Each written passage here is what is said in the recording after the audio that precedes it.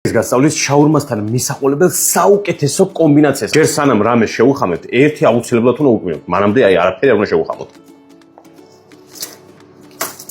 უკმინე, მადა აღიძრა და შემდეგ ვიღებთ ჰალაპენიოს.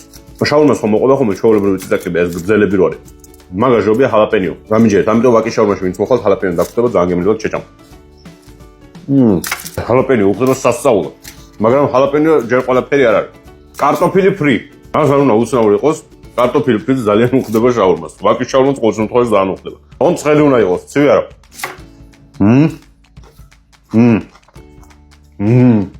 მაგრამ არც ეს არის ყველაფერი.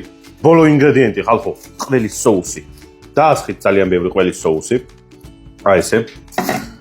აი ერთ ჰალაპენიო, რაც დიდი ნაჭერი მით უკეთესი. დაადეთ. აი ეს ფრი გაამზადეთ ხელში. და უყურეთ ხა ჩაკვეჩა.